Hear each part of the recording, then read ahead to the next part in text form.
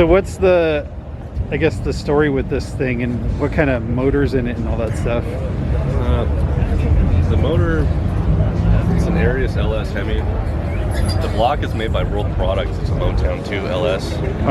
So it's a 406. It has a 2650 main, like a 400, but it's got the deck height of an LS3 and the head bolt pattern of an LS3. So it's like anybody with a lot of money, because they're pretty pricey, but if you want to put that block in an A body or like a Silverado, it'll work because it takes both motor mounts, but it only takes an LS3 head. So it's like a 400 small block Chevy on the outside, but it takes an LS3 head only, which takes Arias LS head. So from the outside, it appears to be a small block, but it's an equal hybrid of both. Interesting. But I bought it in 2014 as a project that I had with my grandpa Nick. It was his engine. It is his engine.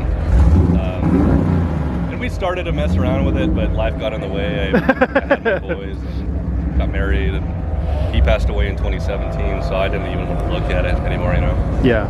But in 2019, I got just a hair up my ass that I needed to do it.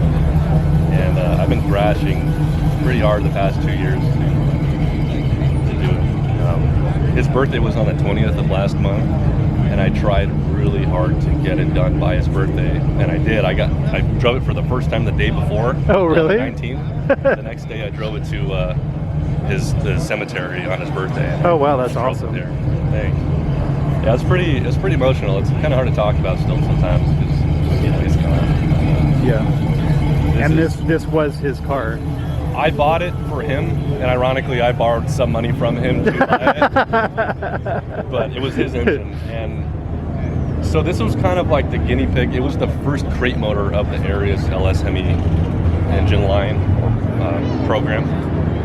And Bill Mitchell, who owns Bill Mitchell Racing, who used to work at World, they know each other. They're pretty tight, and they started with this block. But when you have all the valves in line on a Chevy, it's fine. But when you do this to them, and the pushrod angles are all crazy, the exhaust lays way down. There's a lot of clearancing in the valley of the block and everything to do, because the exhaust pushrods lay down further past the corner between the deck and the valley.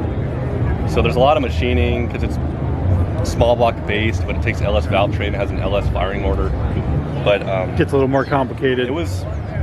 It actually had an issue. It leaked water really bad on the dyno the first time around. They never even made a pull, and it leaked water because they clearanced it too much and got into a water jacket, and then they just put it aside and then pursued using just like a GM Performance LQ9 block, like a 6-liter out of like a truck or something. Whatever. Yeah. Yep. And those worked way better. And every other LS Hemi out there has an LS block. This is the only one in this combination, and it was the first one built. It's since been fixed, and made 678 on the dyno. Wow. With 11-to-1, so I did pretty good. That's pretty awesome without forced induction. Was that? That's pretty good without forced induction. The heads work. It just needs more camshaft.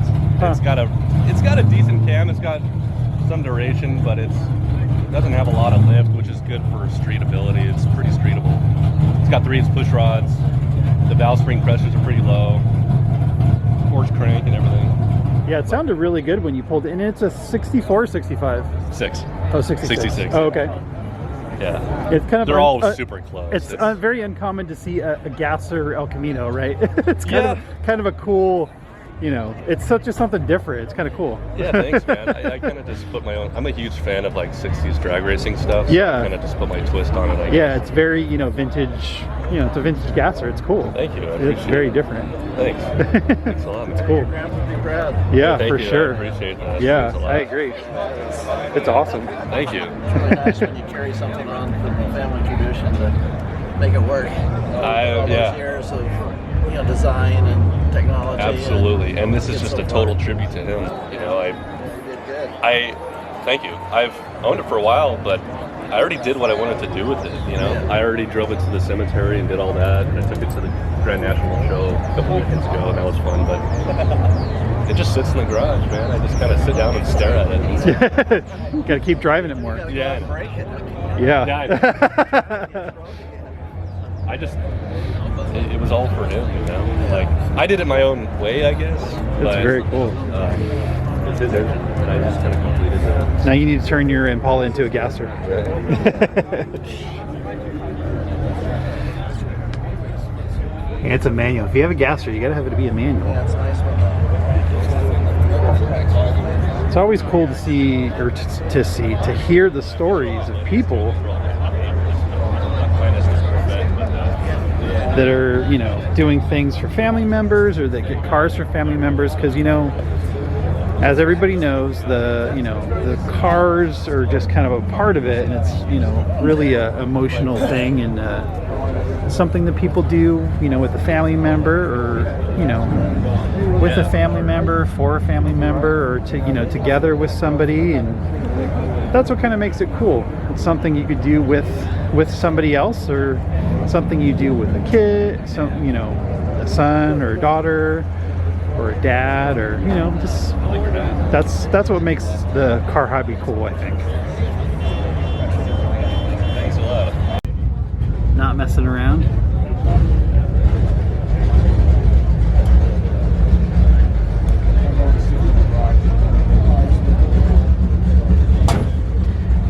Get this down here and get some more details.